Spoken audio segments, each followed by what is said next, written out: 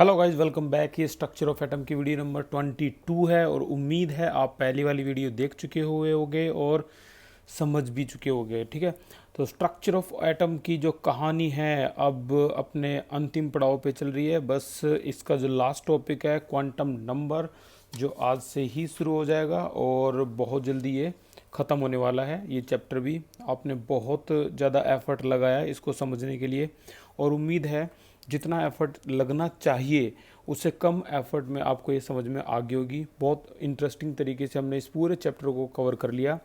तो कहानी की जो शुरुआत थी, अगर मैं रिवाइंड करूं इसको, तो कहानी की शुरुआत में सबसे पहले आया था माइकल फेराडे। अगर आपको याद हो तो हमने पहली ही क्लास में इसके बारे में पढ़ा था। तो नंबर 1 पे था माइकल फेराडे। फेराडे ने डिस्चार्ज ट्यूब के बारे में शुरुआत करती थी 1850 से। ठीक है, और डिस्चार्ज ट्यूब के बारे में जो एक्सपेरिमेंट था वो आगे चल के और एक्सप्लेन किसने किया, नंबर 2 पे, जिसका नाम था जे जे थॉमसन। जे जे थॉमसन ने तो ये भी बता दिया कि इलेक्ट्रॉन जो हैं वो रेज के अंदर होते हैं। हालांकि उन इलेक्ट्रॉन का नाम इलेक्ट्रॉन स्टोने ने रखा था। ठीक है, तो जे जे थॉमसन की ही डिस्कवरी थी इलेक्ट्रॉन को डिस्कवर करना। इसके अलावा इन्होंने चार्ज बाई मास रेशियो भी बताया था, अगर आपको याद हो तो चार्ज बाई मास रेशियो भी इन्होंने बताया। ठीक है, इलेक्ट्रॉन के बारे में डिस्कवरी भी इन्होंने करी। और तो और जो वाटरमेलन और प्लम पडिंग मॉडल जो है वो भी इसी ने दिया था, जे जे थॉमसन ने, वाटरमेलन। ठीक है, तो ये जो मॉडल था प्लम पडिंग, ये भी इसी ने दिया था। फिर अगले नंबर पे अगर मैं बात करूँ तो आया था कौन, मिलिकन। मिलिकन का एक्सपेरिमेंट था। ये नंबर 3 पे लिख रहा हूँ मैं इसको जानबूझ के, मिलिकन। मिलिकॉन। मिलिकन का जो ऑयल ड्रॉप एक्सपेरिमेंट था, आपको याद है, इसने इसका क्या बता दिया था, इसने चार्ज बता दिया था कि एक इलेक्ट्रॉन पर कितना चार्ज होता है। तो ये चार्ज बताया गया था। ठीक है, और अगर मैं फेराडे की बात करूं तो इन्होंने क्या बता दिया था, माइकल फेराडे ने डिस्चार्ज ट्यूब को सबसे पहले डिस्चार्ज ट्यूब डिस्चार्ज ट्यूब के बारे में शुरुआत की थी। अगर हम अगले की बात करें तो नंबर 3 पे हमारे पास है, नंबर 3 पे जो साइंटिस्ट है उसका नाम है रोन्टजिन। रोन्टजिन ने, जाहिर सी बात है, एक्सरे के बारे में बता दिया था। एक्सरे की डिस्कवरी जो थी वो रोन्टजिन की थी। और उसके बाद नंबर 4 पे अगर मैं बात करूँ तो रदरफोर्ड की एंट्री हुई थी। रदरफोर्ड ने न्यूक्लियस के बारे में बता दिया था कि जो न्यूक्लियस है वो पॉजिटिवली, जो मास है वो सेंट्रलाइज में, सेंटर में सिचुएटेड है। ओके, अगले नंबर पे अगर मैं बात करूँ तो इस चैप्टर को पढ़ते पढ़ते पढ़ते पढ़ते कहाँ तक आ गए थे हम भाई। इसके बाद आया था Max Planck. Max Planck Max Planck ने क्या बताया था, E = H न्यू और ब्लैक बॉडी रेडिएशन के बारे में पूरी डिटेल में जानकारी दी थी। ठीक है, उसके बाद नाम आता है एल्बर्ट आइंस्टीन। तो एल्बर्ट आइंस्टीन जो कि मेरा भी फेवरेट है, नंबर 6, 3, 4, ओके ये 4 है, काउंटिंग में मिस्टेक होगी भाई। ये 4 है, ये 5 है, ये 6 है और ये आपका नंबर 7 पे। तो 7 पे आया था कौन, एल्बर्ट आइंस्टीन। ठीक है, और आइंस्टीन ने इस चैप्टर में जो बताया था वो फोटो इलेक्ट्रिक इफेक्ट के बारे में था। फोटो इलेक्ट्रिक इफेक्ट, ठीक है, इसके बारे में था। फिर हम और पढ़ते पढ़ते पढ़ते कहाँ तक आ गए थे, हम स्पेक्ट्रम तक आ गए थे, आपको याद होगा। और स्पेक्ट्रम के बारे में अगर नंबर 8 पे मैं लिखूं तो इनके बारे में कई सारे साइंटिस्ट आए थे, आपको याद है, लाइमन, बाल्मर। ठीक है ना, Lyman, Balmer, Paschen, Brackett, Pfund और तो रीडबर्ग। रीडबर्ग भी इसी में आया था, रीडबर्ग। हालांकि सबसे ज़्यादा पॉपुलर तो ये दो ही हुए थे वहाँ पे। ठीक है ना, ये विजिबल स्पेक्ट्रम के लिए था बाल्मर। तो ये सभी के सभी जो बताए थे इन्होंने किसके बारे में बताया था, स्पेक्ट्रम। स्पेक्ट्रम के बारे में नॉलेज दी थी। और उसके बाद नंबर 9 पे अगर मैं बात करूं, नंबर 9 पे स्पेक्ट्रम ख़त्म होने के बाद हम पहुंचे थे नील बोहर के पास। तो नील बोहर ने जो डिस्कवरी करी थी वो पूरे एटम के बारे में एक मॉडल तैयार कर दिया था। एक पोस्टुलेट बताया था और ये बताया था कि हर जो ऑर्बिट में, एक पर्टिकुलर ऑर्बिट में एक पर्टिकुलर स्टेशनरी स्टेट में इलेक्ट्रॉन रिवॉल्व होते हैं। तो एटॉमिक हाइड्रोजन के, अगर मैं इसके बारे में लिखूँ तो एटॉमिक हाइड्रोजन के मॉडल के बारे में पूरा बता दिया था, एटम के बारे में। उसकी आपको याद होगा पर्टिकुलर सेल में एनर्जी भी बता दी थी, पर्टिकुलर सेल की रेडियस भी बता दी थी, पर्टिकुलर सेल की वेलोसिटी भी बता दी थी, यानी ये तीनों चीज़ें इसने बता दी थी। तो भाई बहुत सारी चीज़ें बताई थी। लेकिन नील बोहर के बाद जब डी ब्रॉय की एंट्री हुई, तो डी ब्रॉय ने नंबर 10 पे देखोगे तो हमारा आया था लुई डी ब्रोगली, इसे यहाँ डी ब्रॉय कहते हैं प्रोनाउंस। तो डी ब्रॉय ने जो बताया था आपको याद होगा, इसने डुअल बिहेवियर, इसने पार्टिकल का भी डुअल बिहेवियर बता दिया था कि पार्टिकल का भी डुअल बिहेवियर होता है, और lambda is equal to H upon M V के बारे में इंपॉर्टेंट इंफॉर्मेशन प्रोवाइड करी थी। और उसका जो मॉडल था वो एप्लीकेबल किसके लिए था, माइक्रोस्कोपिक पार्टिकल के, नॉट फॉर मैक्रोस्कोपिक पार्टिकल के लिए। डी ब्रॉय ने ही बताया कि हर मैटर जो भी अगर मूव कर रहा है तो वो वेव बनाएगा, ठीक है। उसके बाद अगर जो आया तो वो था नंबर 11 पे, कौन सा, आपका हाइजेनबर्ग अनसर्टेनिटी प्रिंसिपल। तो हाइजेनबर्ग अनसर्टेनिटी हाइजेनबर्ग जो कि जर्मन का रहने वाला था, और उसका जो बेस्ट फ्रेंड था वो अगला ही साइंटिस्ट है, ठीक है। इन दोनों ने मिलकर कमाल की खोज करी और क्वांटम फिजिक्स का जन्म हुआ। तो हाइजेनबर्ग ने जो बताया वो ये बताया था, आप एक ही समय में साइमल्टेनियसली, एक ही साथ क्या नहीं निकाल सकते भाई, एक ही साथ आप डेल्टा एक्स और डेल्टा वी नहीं निकाल सकते साइमल्टेनियसली और एक्यूरेटली। आप डेल्टा एक्स और डेल्टा वी नहीं निकाल सकते। यानी आज जितनी भी गाड़ियाँ मूव कर रही हैं, अगर मैं उस छोटे से मैक्रोस्कोपिक का एग्जांपल लेकर बताऊं, तो आप एक ही समय पे उनकी वेलोसिटी और पोजीशन नहीं बता सकते, एक ही समय पे नहीं बता सकते, ठीक है ना। अच्छा, अब बात आई कि हालांकि हाइजेनबर्ग ने जो चीज़ बताई थी उससे बोहर बहुत जलता था, उसको जेलसी फील होती थी कि उसने इतना बढ़िया मॉडल था उसकी भी खामियां निकाल दी। तो यहाँ तक की जो कहानी है हम पढ़ चुके हैं, और अब हमारी जो शुरुआत होती है वो बस ख़त्म। यहाँ तक के बाद आपको मुझे नहीं लगा आप परेशान हुए होंगे पूरे एक्सपेरिमेंट में, पूरे चैप्टर में बहुत अच्छे अच्छे रिव्यूज़ आए हैं मेरे पास, ठीक है ना। जो स्टूडेंट हैं वो भी, जो स्टूडेंट नहीं भी हैं उन्होंने भी बहुत अच्छे अच्छे रिव्यूज़ दिए हैं। तो उसके बाद जो अब अगला साइंटिस्ट आया उसका नाम था श्रोडिंजर वेव इक्वेशन, ठीक है ना। ये आपकी एनसीईआरटी है और ये एनसीईआरटी में ये श्रोडिंजर है।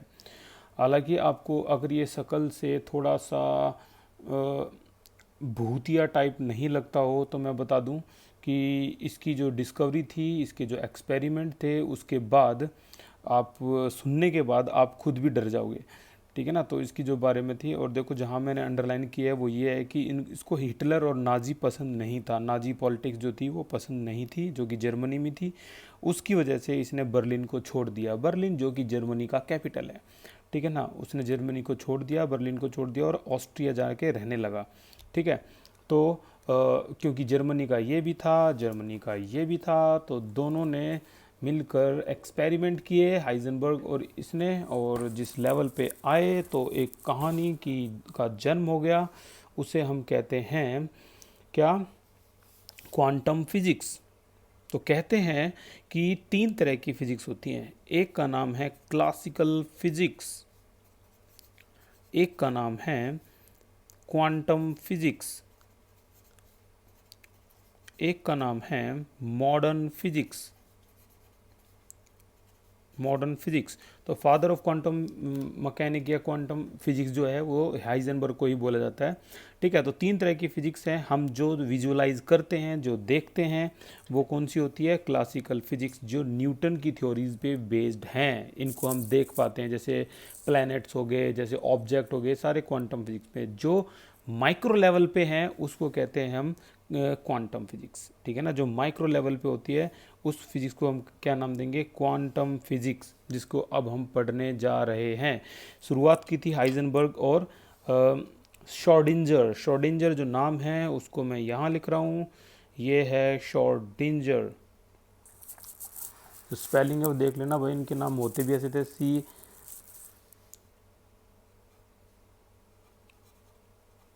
शॉर्डिंजर वेव इक्वेशन। ठीक है, शॉर्डिंजर ने ऐसा क्या बताया जो सुन के आपको हैरानी होने वाली है। देखो, अभी तक अगर हम ब्रॉडली लेवल तक देखें तो 3 मॉडल बड़े पॉपुलर हैं। पहला मॉडल कौन सा था? थॉमसन ने बताया था भाई एटम ऐसा होता है जो वाटरमेलन की तरह होता है, और जो सीड्स इसमें एम्बेडेड होते हैं वो इलेक्ट्रॉन का काम करते हैं। तो ये बात बताई थी थॉमसन। ठीक है, उसके बाद आया कौन? उसके बाद आया रदरफोर्ड। चलो मैं 4 मॉडल बता देता हूँ। रदरफोर्ड ने क्या बताया भाई एटम कैसा होता है। उसको न्यूक्लियस के बारे में तो पूरा कॉन्फिडेंट था, लेकिन ये नहीं बताता कि इलेक्ट्रॉन का डिस्ट्रीब्यूशन कैसा है। तो बोल दिया भाई इलेक्ट्रॉन ऐसे डिस्ट्रीब्यूट होते हैं जैसे प्लैनेट सन के अराउंड रिवॉल्व होते हैं। कैसे, ये नहीं पता उसे। ठीक है, और ये और बोल दिया गलती से कि इसमें जो इलेक्ट्रॉन होते हैं वो अपनी एनर्जी लॉस करते रहते हैं, जो कि उसकी बाद में खामियों में गिना गया। ठीक है ना। तो थॉमसन के बाद रदरफोर्ड के बाद आया नील बोहर तो भाई उसने जो बता दिया वो आपने भी मान लिया कि यार इलेक्ट्रॉन एक सिस्टमेटिक पैटर्न में सर्कुलर पाथ में घूमते हैं। ठीक है ना, जिसे हम भी पढ़ते हैं। ठीक है, एक पर्टिकुलर शेल में घूमते हैं। ठीक है ना, जैसे आप पढ़ते हो KLM, या पढ़ते हो N=1, N=2, N=3, या फिर पढ़ते हो पहली शेल, दूसरी शेल, तीसरी shell, first orbit, second orbit और थर्ड ऑर्बिट। ठीक है, तो ये बात जो बताई थी क्या थी? बोहर ने ये भी बता दिया था कि किसी भी पर्टिकुलर शेल के अंदर जो इलेक्ट्रॉन है उसकी एनर्जी क्या होगी। ठीक है, और ये भी बता दिया कि उसकी रेडियस क्या होगी यहाँ से यहाँ तक की। ये भी बता दिया कि उसकी वेलोसिटी क्या होगी, किस वेलोसिटी से वो इलेक्ट्रॉन रिवॉल्व हो रहा होगा इन ए पर्टिकुलर शेल। लेकिन अब बात आई जब श्रोडिंगर की, तो इसने दे दिया quantum mechanical model of an atom. मतलब इसने पता है जो बता दिया ना, इसके बाद अब आपको किसी के मॉडल की पढ़ने की ज़रूरत नहीं है। कभी ये सोचते हो कि यार चलो थैंक गॉड बोर ने बता दिया, खेल ख़त्म हो गया। अभी तक हम इलेक्ट्रॉन्स के पीछे भाग रहे हैं। कोई कह रहा है इलेक्ट्रॉन ऐसे होते हैं, कोई कह रहा है इलेक्ट्रॉन ऐसे होते हैं जिसमें प्लैनेट घूमते हैं। ठीक है ना, इस तरीके से कोई कह रहा है इलेक्ट्रॉन एक सिस्टमेटिक पैटर्न में ऐसे होते हैं। लेकिन श्रोडिंगर ने जो बताया क्वांटम मैकेनिकल मॉडल में, उसके बाद आपको किसी भी मॉडल की पढ़ने की ज़रूरत नहीं है, क्योंकि साइंस अब तक इतना ही जानती है। क्या बताया भाई? इसने बताया एटम ऐसा नहीं होता भाई, सुन लो ध्यान से। एटम होता है ऐसा, ये होगी एक शेल, ये होगी दूसरी शेल, और ऑर्बिट के अंदर भी ऑर्बिटल्स होते हैं। ये फूल की जो पत्तियां दिखाई दे रही है ना आपको, ये आज तक आपने जो भी एटम का डायग्राम देखा होगा वो ऐसा ही देखा होगा। ठीक है ना, वो शक्तिमान आता था, उसके चारों तरफ इलेक्ट्रॉन रिवॉल्व होते थे। या फिर आप किसी भी बिग बैंग थ्योरी देखी हो अपने सीरीज़, तो उसमें भी ऐसे एटम में इलेक्ट्रॉन रिवॉल्व होते हुए दिखा रखे। तो डायग्रामेटिकली अगर इलेक्ट्रॉन्स को देखोगे तो इलेक्ट्रॉन ऐसे ही दिखाई देते हैं। तो ये जो बताया, इसके नीचे मैं पूरी इज्जत के साथ श्रोडिंगर का नाम लिखना चाहूँगा। तो ये श्रोडिंगर का क्वांटम मैकेनिकल मॉडल था, और कमाल का मॉडल। अभी आपको ये लग रहा होगा कि यार यहाँ तक तो हम सीख गए, 1 2 3 यहाँ तक तो हम सीख गए, अब इसको कैसे सीखें। तो मैं आपको बता दूं, आपने जितना ये सीखने में एफर्ट लगाया है ना, ये उससे 25% एफर्ट से ही आ जाएगा। यानी ये बहुत आसान है। ये श्रोडिंगर का जो क्वांटम मैकेनिकल मॉडल है जो हम पढ़ने वाले हैं, ये बहुत आसान है और बहुत सिंपल ट्रिक से बहुत जल्दी। हाँ, ये बात मैं मानूंगा कि श्रोडिंगर की जो पूरे सालों की थ्योरीज़ को अगर आप कहोगे कि मैं 40 मिनट में समझा दूँ, तो वो तो समझा नहीं पाऊँगा। उसके लिए मेरे को 2 क्लास लेनी होंगी, और 2 क्लास जब कनेक्ट होंगी आपस में, तो तीसरे दिन आप इतने कॉन्फिडेंट होंगे कि आप जो क्वांटम मैकेनिकल मॉडल है उसको बड़े आराम से बता पाओगे। ठीक है, तो कहानी चलती यहाँ तक आ गई। ये बोल रहा था इलेक्ट्रॉन यहाँ है, ये बोल रहा था इलेक्ट्रॉन यहाँ, इसके चारों तरफ होंगे कहीं। ये बोला था पर्टिकुलर शेल में होते हैं। डिस्ट्रीब्यूशन इलेक्ट्रॉन भी अच्छा बता दिया इसने। श्रोडिंगर बोला कि यार एक बात बताओ, इलेक्ट्रॉन जो कि एक इतनी तेज़ स्पीड से घूम रहे हैं, कितनी तेज़ स्पीड बता देता हूँ। इलेक्ट्रॉन की अगर स्पीड आप काउंट करोगे ना तो देखो 10⁻⁻10 मीटर, बताओ क्या होती है ये रेडियस होती है किसी भी एटम की।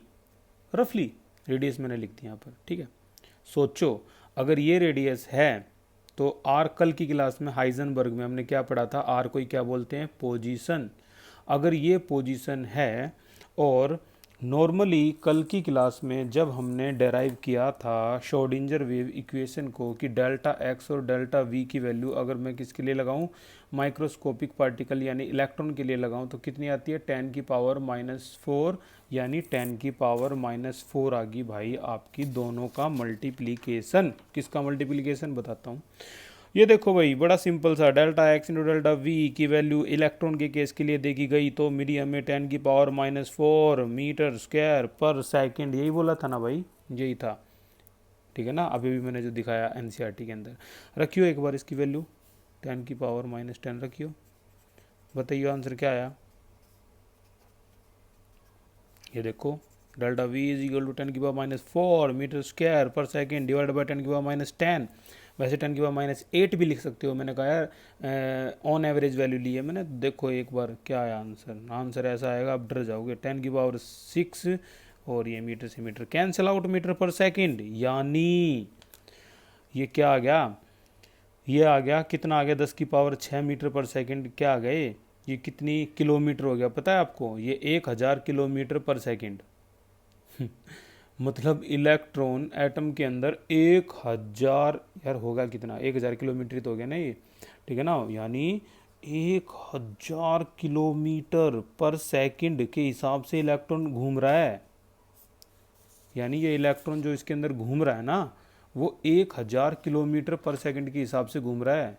यार तुम 1000 किलोमीटर एक सेकंड में वो भी से देख के माइक्रोस्कोप में बता दोगे कि उसकी पोजीशन कहाँ पे है। स्पीड देख लो एक बार उसकी, इतनी ज़बरदस्त स्पीड है उसकी। आप माइक्रोस्कोप लगा के, वो बेचारा हाइजेनबर्ग बोल बोल के परेशान हो गया कि यार आप दोनों की वैल्यू को एक साथ नहीं बता सकते, ठीक है ना। और तो और उसकी स्पीड इतनी ज़्यादा होती है, इतनी ज़्यादा होती है कि आप इसकी जो वेलोसिटी है वो भी आराम से नहीं निकाल सकते। दोनों तो निकालने की बात दूसरी है। और बोर ने कह दिया कि हाँ इलेक्ट्रॉन दूसरी में घूम रहा है। कहाँ घूम रहा है, बोर ने कह दिया दूसरी में घूम रहा है, ढूंढ लो अपने आप। श्रोडिंगर ने यही तो बात बताई थी कि जितनी आसानी से आपने बोल दिया कि इलेक्ट्रॉन इसमें घूम रहा है, वैसे आप एग्जैक्ट पोजीशन नहीं बता पाओगे उसकी। उसने बताया कि इलेक्ट्रॉन ऐसा नहीं होता भाई, इलेक्ट्रॉन ऑर्बिट के अंदर ऑर्बिटल्स में घूमता है, जो कि आपको कल की क्लास में समझ में आएगा ऑर्बिटल किसे कहते हैं। और उसने ये भी बताया कि इलेक्ट्रॉन जहाँ घूमता है उसके पाए जाने की संभावना कुछ ही जगह पर होती है एटम के। यानी जो मैंने ये डॉट डॉट डॉट डॉट बनाए हैं ना, ये इलेक्ट्रॉन ऐसे ऑर्बिटल के अंदर ऐसे घूमेगा और ये इतनी तेज़ी से घूमता है कि इसके पाए जाने की संभावना, आप ये नहीं कह सकते इलेक्ट्रॉन यहाँ पे है। एक बार इलेक्ट्रॉन माइक्रोस्कोप से देखोगे इलेक्ट्रॉन यहाँ पे है तो थोड़ी देर में इलेक्ट्रॉन यहाँ भी आ सकता है, यहाँ भी आ सकता है, यहाँ भी आ सकता है, यहाँ भी आ सकता है। यानी इलेक्ट्रॉन के इन्होंने दायरा बता दिया कि इतना दायरा देख लो इलेक्ट्रॉन के पाए जाने की संभावना। हालांकि एक ऑर्बिटल में 2 इलेक्ट्रॉन होते हैं, कल की क्लास में पता लगेगा। और उस 2 इलेक्ट्रॉन के पाए जाने की संभावना कुछ ही सेक्शन बता दिया, इस सेक्शन के अंदर ही है। तो probability of finding the electron is maximum only at a specific location is known as wave function का स्क्वायर। इसे वेव फंक्शन कहते हैं। और इसे क्या कहते हैं, वेव फंक्शन कहते हैं। इसे क्या कहते हैं, वेव फंक्शन का स्क्वायर कहते हैं। आने वाली क्लासेस में अच्छी तरह से तुम्हें पता होगा, ये नहीं रट्टा मार लिया, बिल्कुल अच्छी तरह से पता होगा। तो कुल मिला के श्रोडिंगर ने यह बताया कि ऐसा नहीं होता भाई, इतनी तेज़ स्पीड में आप उसकी एग्जैक्ट लोकेशन और वो नहीं। भाई श्रोडिंगर की और हाइजेनबर्ग की जो थी वो इतनी ज़्यादा घुली मिली थ्योरी है कि दोनों एक दूसरे की पूरी इज्जत करते थे, फास्ट फ्रेंड थे। दोनों ने मिल के क्वांटम फिजिक्स बनाई और ऐसी ऐसी बात बता दी कि जो साइंटिस्ट हैं वो ये सोचने लग गए कि यार अगर इनकी बात सच निकल गई तो धमाका ही हो जाएगा। कैसा धमाका हो जाएगा, ये देखो अगला पेज। अगले पेज में कुछ वो बातें जो श्रोडिंगर ने बताई थी क्वांटम फिजिक्स के बारे में। श्रोडिंगर ने क्या बताया कि प्रोबेबिलिटी, एक वर्ड है इसको समझ लो, प्रोबेबिलिटी होती क्या है। अगर मैं एक सिक्के को उछालूं, बताओ हेड आएगा या टेल आएगा। आंसर प्रोबेबिलिटी है 50%, 50-50। वो हेड भी आ सकता है, वो टेल भी आ सकता है। ठीक है, श्रोडिंगर ने एक एक्सपेरिमेंट किया और बताया कि आप क्या सोच रहे हो कि यहाँ पर इलेक्ट्रॉन की पाए जाने की संभावना यहाँ पे है। आपने यहाँ इलेक्ट्रॉन यहाँ देख लिया, वो इतनी तेज़ी से घूम रहा है कि आप माइक्रोस्कोप हटाओगे तो वो कहीं कहाँ होगा आपको खुद भी नहीं पता। यानी उसकी प्रोबेबिलिटी यहाँ पाए नहीं जाने की संभावना जो है वो इस एरिया में ही है कहीं ना कहीं, बस ये नहीं कह सकते एग्जैक्ट यहाँ पे है। तो उसने कहा प्रोबेबिलिटी 50-50% है। श्रोडिंगर ने एक एक्सपेरिमेंट किया था जो आपको बड़े आसानी से कहीं भी मिल सकता है, उसका श्रोडिंगर कैट एक्सपेरिमेंट है, कैट एक्सपेरिमेंट के नाम पे है। और उसने ये बताया श्रोडिंगर ने कि अगर एक बॉक्स के अंदर एक कैट, एक बिल्ली को रखा जाए और उसके अंदर रेडियो एक्टिव सब्सटेंस और एक रेडियो एक्टिव सब्सटेंस रखा जाए, उस रेडियो एक्टिव सब्सटेंस के निकलने की संभावना 50-50% है। वो निकल भी सकता है रेडियो एक्टिव सब्सटेंस वहाँ से और नहीं भी। अगर रेडियो एक्टिव सब्सटेंस निकला तो ये बिल्ली जो है वो मर जाएगी। हालांकि रेडियो एक्टिव सब्सटेंस के साथ थोड़ा पॉइजन भी था, क्योंकि जैसे रेडियो एक्टिव सब्सटेंस निकलेगा तो पॉइजन पे क्या नाम है, जो पॉइजन की जो बोतल है वो फूट जाएगी और बोतल फूटेगी तो बिल्ली जहर की जो गैस है उससे मर जाएगी। यानी रेडियो एक्टिव रेडिएशन निकलेगी, रेडियो एक्टिव सब्सटेंस में से रेडिएशंस निकलेगी, उससे जहर की बोतल फूटेगी, जहर की बोतल फूटेगी तो उसमें से जो जहर निकलेगा उससे बिल्ली मर जाएगी। ठीक है, लेकिन रेडिएशन निकलने के चांसेस कितने हैं? 50%। मेरी बात को ध्यान से सुनना जो मैं बोल रहा हूँ, ठीक है ना, ताकि आप बड़े लेवल पे भी बीएससी एमएससी में जाओ तो इस चीज़ को समझ पाओ। तो जब बक्सा बंद किया और एक्सपेरिमेंट को स्टार्ट किया तो जब बक्सा बंद था तो उसमें आप बताओ बिल्ली जिंदा है या मर गई। भाई रेडिएशन निकलने के चांसेस 50-50% है। यानी जब बक्सा बंद है, जब बॉक्स बंद है तो उस समय हम ये नहीं कह सकते, दोनों प्रोबेबिलिटी होती है, बिल्ली मर भी सकती है, बिल्ली बच भी सकती है। बिल्कुल उसी तरह जैसे यहाँ इलेक्ट्रॉन मिल भी सकता है, यहाँ इलेक्ट्रॉन नहीं भी मिल सकता, समझना, ठीक है ना। तो जैसे ही अपने बॉक्स को खोला तो हमें दिखा कि बिल्ली मर गई, ठीक है, बिल्ली डेड। तो उसने बताया कि भाई हो सकता है कि यहाँ पर इलेक्ट्रॉन मिल गया या फिर यहाँ पर बिल्ली डेड मिली, ठीक है ना, बिल्ली डेड मिली। हो सकता है जब हम दूसरे एटम को देखें तो वहाँ पर जो इलेक्ट्रॉन है वो ना मिले। यानी पहले इसमें तो मिल गया, दूसरे में देखें तो इसके इसी पोजीशन पे पाए जाने की संभावना दूसरे में है, वो क्या है, मिल गई, इसमें नहीं मिली। अगर हम इसी को कंपेयर करें इस बिल्ली के एक्सपेरिमेंट से तो आपकी probability of finding the electron on a particular position पे अगर देखा जाए तो उस एक्सपेरिमेंट में हमने देखा कि क्या, जो बिल्ली है वो मर गई। तो उसने कहा कि हो सकता है इस दुनिया में यही एक्सपेरिमेंट और कहीं भी हो रहा होगा और वहाँ पर वो बिल्ली की बचने की संभावना हो क्या, 50%। यानी यहाँ तो चलो मर गई, हमारी अर्थ पे तो मर गई, लेकिन दूसरी अर्थ है कहीं और दुनिया में, वहाँ पर वो बिल्ली बच गई होगी। अब आपको लग रहा होगा कि मैं ये क्या बकवास कर रहा हूँ और क्या एक्सपेरिमेंट है, कुछ समझ में नहीं आ रहा, ये वो। तो अभी और देखो, 5 मिनट वीडियो को और देखो, आपके पास सारी की सारी जो दिमाग में जो कॉन्सेप्ट बनेंगे उससे पता लगेगा कि क्वांटम फिजिक्स और श्रोडिंगर की जो सोच किस लेवल की रही होगी। देखना आप ध्यान से। आपको क्या लगता है कि इस दुनिया में हमारी एक अर्थ है और कोई अर्थ नहीं है? तो मैं बता दूं, हमारी जो अर्थ है वो एक गैलेक्सी में है और जिस गैलेक्सी में हम रहते हैं उसको मिल्की वे गैलेक्सी कहते हैं। ऐसी ऐसी कितनी गैलेक्सी हैं वर्ल्ड में? आंसर 100 बिलियन गैलेक्सी हैं। यानी हमारी गैलेक्सी कौन सी है? मिल्की वे। उसके अंदर हमारी अर्थ है, तो क्या दुनिया में और कहीं अर्थ नहीं होगी? 100 बिलियन गैलेक्सी, ये तो सिर्फ साइंटिस्टों ने खोजी है, पता नहीं इससे ज़्यादा भी होंगी। तो 100 बिलियन गैलेक्सीज, समझ रहे हो ना? एक 100 बिलियन गैलेक्सी के अंदर हमारी ये अर्थ सिर्फ एक है। कहाँ पे है ये मिल्की वे।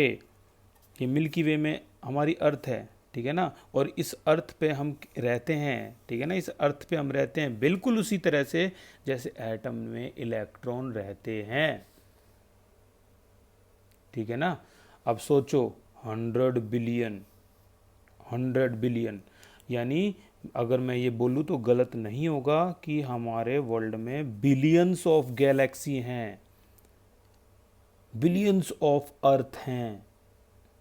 हो सकता है ऐसी अर्थ हो जहाँ पर सेकेंड वर्ल्ड वॉर हिटलर ने जीत लिया हो सकता है ऐसी अर्थ हो जहाँ पर जो ह्यूमन की टेक्नोलॉजी और भी ज़्यादा एडवांस हो सकता है ऐसे भी अर्थ हो जहाँ पर जो ह्यूमंस रहते हैं और वो और भी बैकवर्ड हों, यानी अभी उनकी शुरुआती हो, अभी वो चिंपैंजी घूम रहे हो वहाँ पे। हो सकता हो अगर आप क्लास में पास हुए, हो सकता हो आपके नाम का, मान लो एक आपका नाम है तरुण और आपके क्लास में क्या हो गए, पास हो गए। हो सकता हो वर्ल्ड में दूसरी अर्थ पे कोई तरुण है बिल्कुल वैसा ही और वो क्लास में फेल हो गया। यानी जो चीज़ यहाँ हो रही है, जो भी चीज़ हम सोच सकते हैं जो यहाँ हो रही है, हो सकता हो ऐसी और भी अर्थ हैं जहाँ पर वो नहीं हो रही, उसका अपोजिट हो रही है। जैसे हिटलर वहाँ पर जीत गया हो, हमारी अर्थ पे तो हिटलर हार गया था। वही एक्सपेरिमेंट, वही कैट का एक्सपेरिमेंट जो ये दिखा रहा है कि यहाँ पर कैट हमारी अर्थ पे कैट अगर मर गई है तो दूसरी अर्थ पे भी वही कैट, बिल्कुल वही अर्थ चल रही है। इसे पैरेलल वर्ल्ड कहते हैं। और जब दोनों स्टेट एक साथ होती है, इस स्टेट को कहते हैं सुपरपोजिशन स्टेट। यानी यहाँ कैट जिंदा है, वहाँ कैट मर गई, तो इस स्टेट को क्या कहते हैं? Super position state. और जो मैं ऐसी रहस्यमयी बातें आपको बता रहा हूँ इसको कहते हैं multi world theory. Multi world theory, ठीक है ना? ये नहीं कि कुछ ऐसा आपका अटेंशन गेन करने के चक्कर में मैं कुछ भी बता दूंगा, नहीं। अब आप अंदाज़ा लगा लो बस, क्वांटम फिजिक्स ने किसको किससे कंपेयर कर दिया। कई बच्चे तो अब तक समझ ही गए होंगे, और जो नहीं समझे तो उनके लिए मैं बता दूं। जैसे एटम्स होते हैं, एटम्स, हमारे पास हमारी अर्थ पे एक एटम है, ये एटम है। बस ऐसे ही अर्थ होती है, ये एटम, ये अर्थ। एटम भी बिल्कुल वैसी होती है, स्फेरिकल, और अर्थ भी बिल्कुल स्फेरिकल होता है। जो एटम के अंदर प्रोबेबिलिटी है इस तरीके से इलेक्ट्रॉन के फाइंड करने की, यहाँ पर अगर इलेक्ट्रॉन मिल गया, ठीक है ना, तो दूसरे एटम में वो इलेक्ट्रॉन यहाँ नहीं मिलेगा। वैसे ही अर्थ पे जो काम यहाँ, हम इंसान क्या हैं, हमारी अर्थ क्या है, एटम है, और हम इंसान क्या हैं, इलेक्ट्रॉन्स की तरह काम कर रहे हैं। और ऐसे ऐसी कितनी अर्थ हैं, मैंने पहले लिख दिया, बिलियंस ऑफ अर्थ हैं, ठीक है ना? तो जो चीज़ यहाँ हो रही है वो वहाँ नहीं हो रही है, या फिर उसका अपोजिट, यानी प्रोबेबिलिटी का खेल चलता है हर जगह 50-50%। यहाँ यस तो वहाँ नो, वहाँ नो तो यहाँ यस, ठीक है ना? तो जैसे एटम है वैसे अर्थ है। अब इसी को ध्यान में रखते हुए अब मैं जो एक्सपेरिमेंट आपके सामने करूँगा उससे आप अगली थ्योरी को समझ पाओगे। तो एक्सपेरिमेंट यहाँ से शुरू होता है क्या, क्वांटम नंबर का। This is called quantum number. और क्लास को पैरेलल देखते रहना ताकि आपको समझ में आए। क्वांटम नंबर, 4 तरह के क्वांटम नंबर होते हैं, ठीक है ना? तो क्वांटम मैकेनिकल जो मॉडल है उसके जो 5 पॉइंट हैं वो मैं लिखवा दूंगा, लेकिन आपको समझ में वो 1 या 2 क्लास के बाद आएंगे क्योंकि वो कनेक्ट होंगे फिर। तो क्वांटम नंबर कितनी तरह के होते हैं, क्वांटम नंबर क्या होते हैं? आंसर, इलेक्ट्रॉन के बारे में एटम के अंदर कंप्लीट इन्फॉर्मेशन अगर आपको चाहिए होती है कि एटम की एनर्जी क्या है, एटम की पोजीशन क्या है, ठीक है ना, the number which represent the complete information about an electron in an atom.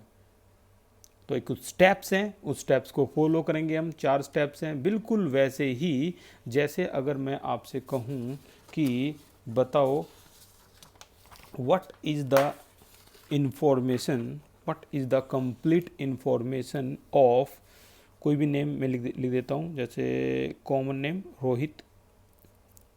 Rohit के बारे में बताओ ये कहाँ रहता है अर्थ पे।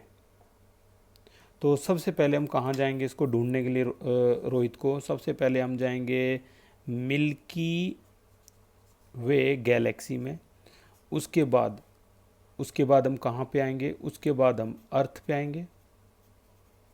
उसके बाद हम कहाँ आएंगे, उसके बाद हम एशिया में आएंगे। उसके बाद हम कहाँ आएंगे, उसके बाद हम इंडिया में आएंगे। उसके बाद हम कहाँ आएंगे, उसके बाद हम दिल्ली में आएंगे। उसके बाद हम कहाँ आएंगे, फिर हम नरेला में आएंगे। उसके बाद हम कहाँ आएंगे, फिर हम मान लो पंजाबी कॉलोनी में आएंगे। उसके बाद हम कहाँ आएंगे, उसके बाद हम मान लो पंजाबी कॉलोनी के बाद गली नंबर 3 में आएंगे। उसके बाद हम कहाँ आएंगे, उसके हाउस नंबर तक, उसका हाउस नंबर 140। तो इस तरह से एक सीरीज़ होती है किसी भी इलेक्ट्रॉन को फाइंड आउट करने की। जैसे यहाँ पर रोहित को फाइंड आउट कर दिया एक सीरीज़ में चल के, मिल्की वे गैलेक्सी, फिर अर्थ, फिर एशिया, फिर इंडिया, फिर दिल्ली, फिर नरेला, फिर पंजाबी कॉलोनी, फिर गली नंबर 3 और फिर हाउस नंबर 140।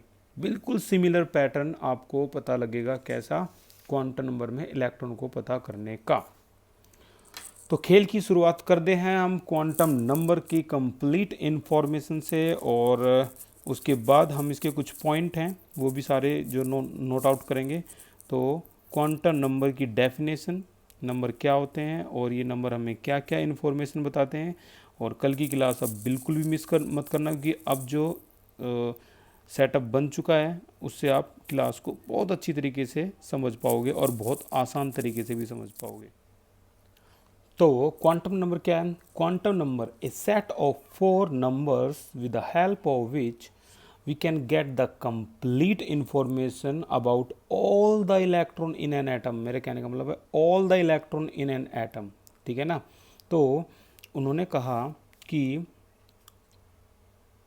ये न्यूक्लियस है, ये पहली शेल में कितने इलेक्ट्रॉन हैं?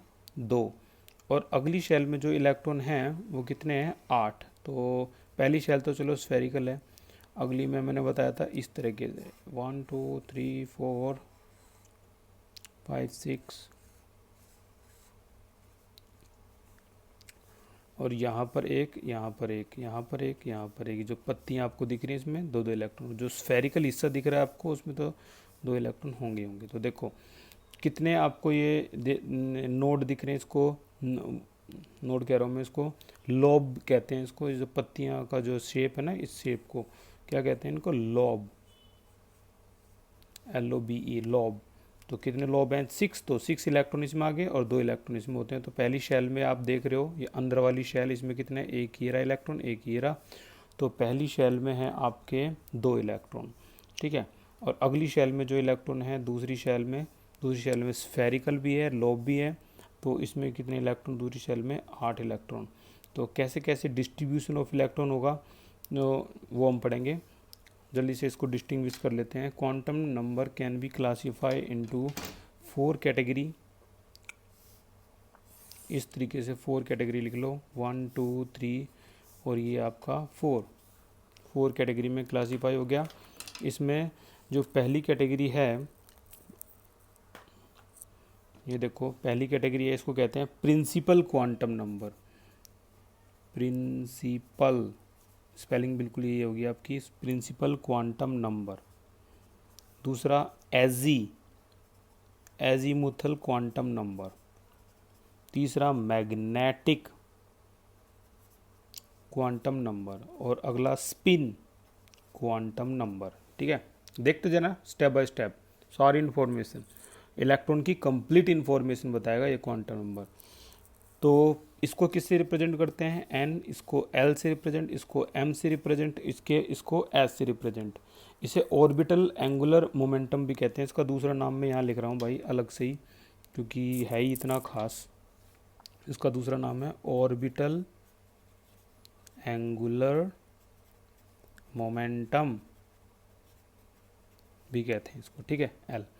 तो इसके दो नाम हैं। अब देखना ज़रा ध्यान से एक एक करके। सबसे पहले अगर मैं बात करूँ प्रिंसिपल क्वांटम नंबर की, तो हमें ये क्या बताता है, ये हमें साइज़ बताता है इलेक्ट्रॉन से न्यूक्लियस की दूरी। एजीमुथल की बात करें तो ये हमें शेप बताती है, उसकी शेप क्या है। मैग्नेटिक की बात करें तो ये हमें ओरिएंटेशन को कहते हैं पोजीशन बताती है। और स्पिन क्वांटम नंबर की बात करें बताएं तो ये हमें स्पिन बताती है, और स्पिन होती क्या है, क्लॉकवाइज और एंटी क्लॉकवाइज,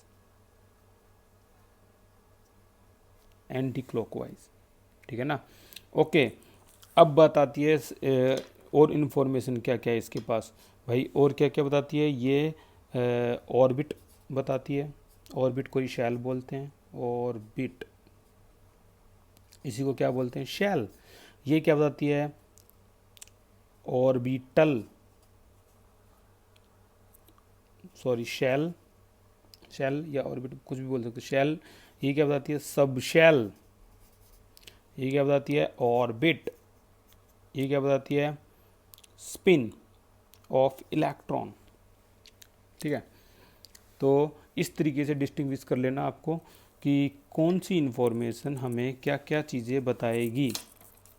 यहाँ से देखो इस तरीके से, हालांकि आपके नोट्स में ये सारी बहुत अच्छी तरीके से डिस्ट्रीब्यूटेड है, और मैं फिर से बता रहा हूँ, अभी आपका कॉन्फिडेंस बेशक से लो हो, आने वाली क्लास में आप देखोगे कि ये चीज़ आपको पूरे चैप्टर में सबसे आसान लगेगी, और सबसे ज़्यादा पोर्शन इसी से ही आता है एग्ज़ाम में, क्वांटम नंबर से आता है, पॉली एक्सक्लूजन प्रिंसिपल, ठीक है ना, आओ प्रिंसिपल। तो इस तरीके से हंस रूल, ये सारे के सारे यही आते हैं। इलेक्ट्रॉनिक कॉन्फ़िगरेशन बहुत ज़्यादा, मतलब ये लगा लो 60% पोर्शन आपका यहीं से आएगा एग्ज़ाम में, ठीक है। तो आपके जो नोट्स हैं बहुत क्लासिकल नोट्स हैं, मैं हमेशा इसकी तारीफ़ करता हूँ। तो a set of 4 number with the help of which we can get the complete information about all electron in an atom, ठीक है। ये रियल इसका स्ट्रक्चर होता है। ये कॉन्फ़िगरेशन हम कल की क्लास से स्टार्ट कर देंगे, ठीक है। और ये इसकी क्लासिफिकेशन थी जो अभी हमने की थी। और इसके बाद ये हमारी श्रोडिंगर वेव इक्वेशन,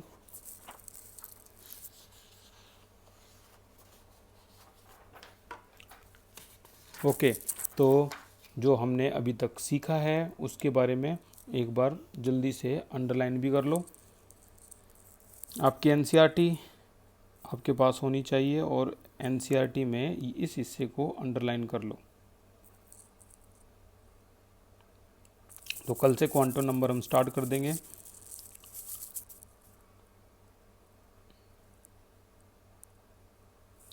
और जब क्लास कनेक्ट होगी तो आपको ये चीज़ें भी समझ में आनी स्टार्ट हो जाएंगी। सबसे पहले तो अंडरलाइन करो, ये टॉपिक है 2.6 quantum mechanical model of an atom. क्या होती है क्वांटम मैकेनिक, तो branch of science that take into account this dual behaviour of matter is called quantum mechanics. इसी को बहुत अच्छी तरह से एक्सप्लेन किया था। और आगे है हमारी श्रोडिंगर ने जो बताई थी, जो पॉइंट हैं पाँच पॉइंट है भाई, बहुत ज़्यादा इंपॉर्टेंट। क्वांटम, कोई कहे कि क्वांटम मैकेनिकल मॉडल के पॉइंट लिखो, तो important feature of this quantum mechanical model number 1, energy of electron in an atom is quantised, यानी एक पर्टिकुलर एनर्जी होती है इलेक्ट्रॉन की हर इलेक्ट्रॉन के अंदर, ठीक है ना। और अगर मैं इसकी बात करूं, क्वांटाइज का मतलब है जो इंटीग्रल मल्टीपल हो 1 2 3 के, ठीक है। और अगर इसकी बात करूँ तो existence of quantized electronic energy level is a direct result of wave like property of electron and are allowed solution of Schrodinger wave equation. हालांकि श्रोडिंगर वेव इक्वेशन आपकी हायर क्लासेस में बीएससी वगैरह में आएंगी, फिर भी आप इस श्रोडिंगर वेव इक्वेशन को लिख लेना। ये होती है श्रोडिंगर वेव इक्वेशन, रजिस्टर के टॉप पे हाईलाइट कर लेना, ठीक है। हालांकि ये आपकी हायर क्लास में आएंगी। इस तरीके से ये एक्स स्क्वायर है प्लस यहाँ हो जाएगा ये square wave function divide by y square आ गया, प्लस यहाँ है वाई स्क्वायर के बाद जेड स्क्वायर आ गया, ठीक है, plus 8 pi square m by n square और E minus V is equal to 0। ये पूरी इक्वेशन को कहते हैं श्रोडिंगर वेव इक्वेशन, ठीक है। थोड़ा सा देख के घबराने की जरूरत नहीं है, ये तुम्हारी क्लास में नहीं है, ये आने वाली क्लास में आएगी। और श्रोडिंगर ने इसके बारे में दिया था Hamilton operator, wave function is equal to energy wave function. ये इक्वेशन भी श्रोडिंगर की दी हुई थी, इसे हम हैमिल्टन ऑपरेटर कहते हैं, हैमिल्टोनियन ऑपरेटर। ये तो आपकी एनर्जी हो ही गई, ठीक है। तो ये भी जो श्रोडिंगर की दी हुई थी। अभी फ़िलहाल के लिए आपको अपने दिमाग में सिर्फ और सिर्फ इतना रखना है कि यहाँ पे जो वेव फंक्शन है वो क्या क्या बता सकता है, जो जो अभी हमने सीखा, क्या एनर्जी इलेक्ट्रॉन की और पोजीशन इलेक्ट्रॉन की और वेलोसिटी ऑफ इलेक्ट्रॉन ये तीनों चीज़ बता सकता है क्या, वेव फंक्शन। इसको लिख देता हूँ मैं वेव फंक्शन। और जो वेव फंक्शन को आप देखोगे तो जो वेव फंक्शन है वो दिखने में कुछ इस तरीके से होगा, हालांकि एक्सप्लेनेशन आने वाली क्लासेस में होंगी। मैंने पहले ही बता दिया कि ये एक क्लास का टॉपिक नहीं है, it need more class to complete cover. ये देखो, ये वेव फंक्शन है, ये वेव फंक्शन है, इसको एम्पलीट्यूड ऑफ वेव फंक्शन, यहाँ से यहाँ तक की डिस्टेंस को एम्पलीट्यूड कहते हैं। इसका जो रिप्रेजेंटेशन भी आपको अगर देखोगे तो कुछ ऐसा ही होता है, इसलिए इसको इस तरीके से रिप्रेजेंट करते हैं, ठीक है ना। ये देखो, इसे कहते हैं वेव फंक्शन। अगले पॉइंट की तरफ चले तो देखो, थर्ड पॉइंट जो है क्वांटम मैकेनिकल मॉडल का, कि probability of finding the electron at different point in an atom. जैसे कि मैंने अभी आपको एक्सप्लेन करने की कोशिश की थी कि किस तरह से उसकी प्रोबेबिलिटी का पता लगाया जा सकता है यहाँ पर, फाइंडिंग द इलेक्ट्रॉन, ठीक है। अगला जो पॉइंट है एन एटॉमिक ऑर्बिटल, जो कि कल की क्लास में आपको पता लगेगा। ऑर्बिटल देखो, शेल, सबशेल, ऑर्बिटल, इलेक्ट्रॉन, बस ये चार जो हैं वो चारों क्वांटम नंबर एक्सप्लेन करते हैं, शेल, सबशेल, ऑर्बिटल और इलेक्ट्रॉन। तो N atomic orbital is a wave function के थ्रू दिखाया गया था for an electron in an atom. और जो लास्ट पॉइंट है वो है, अगर वेव फंक्शन का स्क्वायर कर दें तो ये हमारी क्या जाती है, the most probability the finding the electron. तो देखो क्या है, from the value wave function square modulus wave function square at different points within an atom, it is possible to predict the region around the nucleus, around या nucleus के चारों तरफ, where the electron will most probably be found. सबसे ज़्यादा chances है वो reason जो ये बताएंगे ऑर्बिटल्स में, वहाँ इलेक्ट्रॉन्स के पाए जाने की संभावना सबसे ज़्यादा होती है। उसको वेव फंक्शन के स्क्वायर से रिप्रेजेंट किया था श्रोडिंगर ने, ठीक है। तो आज के लिए इतना ही। तो जो पॉइंट हैं, जो भी मैंने अभी ये पॉइंट आउट करवाए हैं, ये आपको अपने नोट्स में बना लेने हैं। और जैसे ही क्वांटम नंबर खत्म होता है तो हम इन पॉइंट्स को डिस्कस करेंगे। आपको ये बहुत आसान लगेंगे, जर्नल से पॉइंट लगेंगे। तो सबसे आसान थ्योरी थी क्वांटम मैकेनिकल मॉडल की। अब आप इसको पढ़ोगे कल की क्लास से क्वांटम नंबर को, तो सारी की सारी चीज़ें हैं वो समझ में आ जाएंगी उस टाइम। तो thank you so much for this class. उम्मीद है आपको ये क्लास समझ में आई होगी, इंटरेस्टिंग भी लगी होगी। और नेक्स्ट क्लास से मिलते हैं और इंटरेस्टिंग टॉपिक के साथ। Thank you so much, take care.